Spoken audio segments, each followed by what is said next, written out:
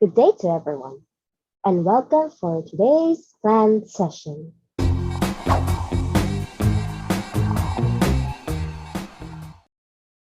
So, as teachers can agree that managing a classroom is difficult because you have to make sure that each of your students behave properly or that class sessions are going smoothly. And if you're especially new to this setup, it's really hard to plan ahead and strategize on making sure that everything goes smoothly. Well, worry not, teachers. For this video, I will give you tips and tricks to how you can manage and practice your classroom management effectively.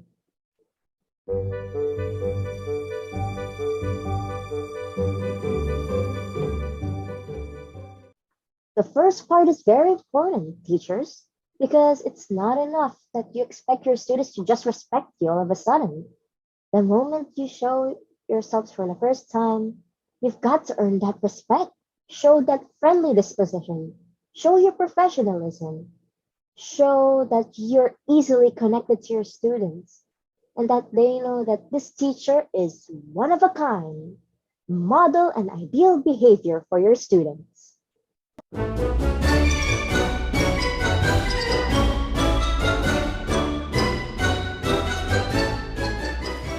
We have to remember that discipline is the student's responsibility. Yes, teachers, we manage the classroom, but there's no harm in which us, teachers, and the students form a deal that could benefit mutual parties, especially concerning the rules and regulations on what we should do and what not to do in a classroom setting, especially when class is in session. Allow these students to dictate or to document rules that they could follow and they could adhere to your agreements, especially older students, since they're aware of what's right and what's wrong. This kind of setup also encourages them that there's democracy in your classroom, and at the same time, it strengthens your case that you're open to your students. We can all agree that your students might be old enough to know what's right or wrong. So there's no harm if they establish these rules. They say what they should do. Yet, you and your students can form a mutual agreement, which benefits both mutual parties. So, before you say your rules and regulations in a classroom, why not let your students say them first? Tell them what they want to expect, tell them what they also expect within themselves. It's better to know that your students are aware that you're open to their suggestions and insights so that both of you will have a smooth and friendly class session.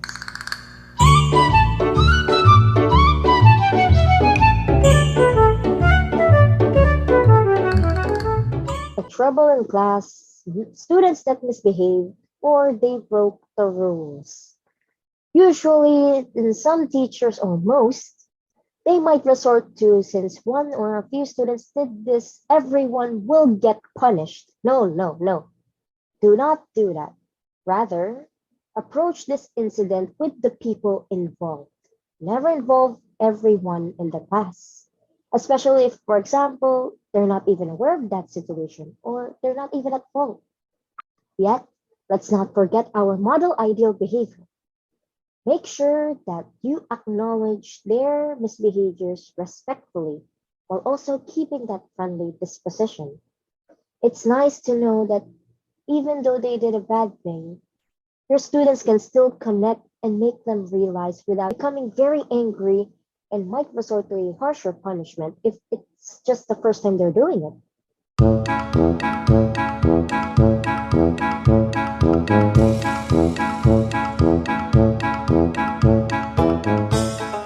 This is what inspires students to feel motivated and inspired when teachers encourage them to be initiative so they can participate and improve in some subject areas. Sure, students can make mistakes. However, if you consider the fact that students can share the insights, their opinions, and their knowledge about these sessions, especially if you give them the lesson in advance so they could read about it, everyone would answer, everyone would give ideas. This could allow them to feel more motivated in making your class session active, for them to participate, to try, even if they might answer wrong. Yet at the same time, when you encourage students to try, to participate, to try and share, everyone might do it and everyone could even share. This might even become a peer teaching moment where you're not the only one to educate, but your students can also educate the others and even yourself. And of course, as we all know, a happy classroom is where everyone's opinions, insights, and knowledge is being heard. No one is being left behind. You encourage them, they feel so motivated.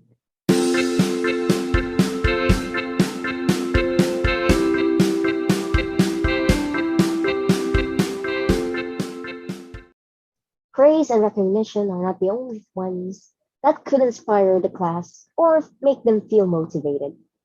Visual presentations, educational videos, fun games, or activities where you could apply what they're about to learn so that they don't just have to listen, they can apply. They could even play games where they'll realize the educational experiences inside of it. Get creative teachers. Try to use nonverbal cues. You might not know that they might learn even more than our boring speeches.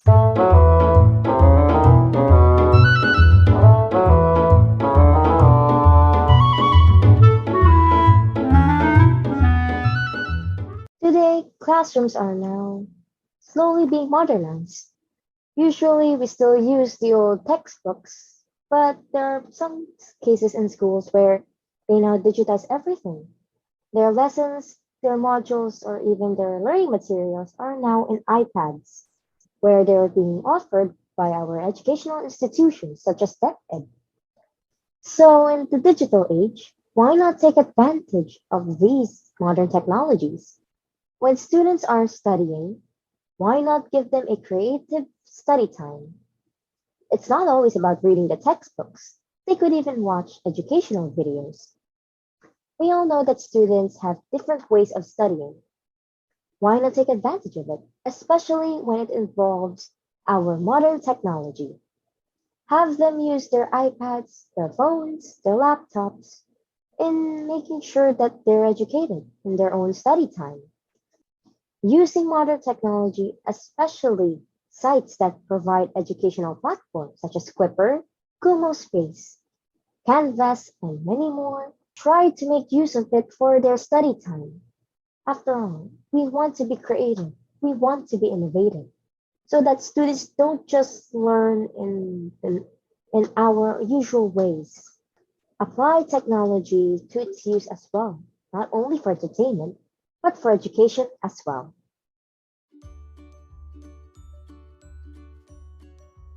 Teachers tend to forget that when managing a classroom, they might think that, oh, we have to make sure that the students are properly behaved.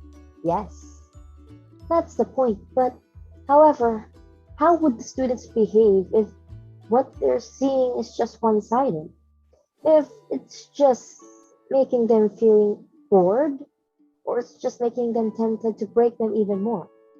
When managing a classroom, we have to make sure that the students are comfortable and are also feeling that they belong so that we could also ensure their participation and their cooperation.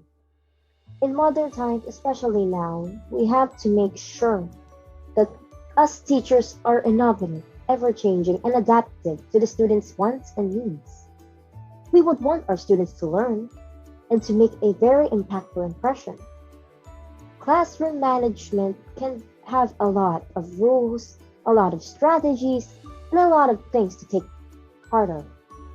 And there are things that we also have to take considerations. Students are a variety of personalities.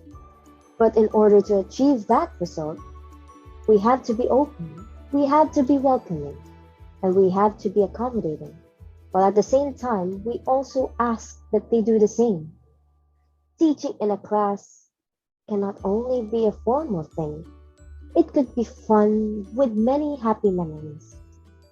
So that's why These rules and regulations or these tips that I've given you are not the only things you could ever think of. You could also be creative. You could think of another strategy. So, with these tips given, why not try it for yourself? Find another tips, find another tricks that you could do in order to manage a classroom effectively. I'm Giana Nicole Lansangan from BE32, and I thank you all for listening to my video.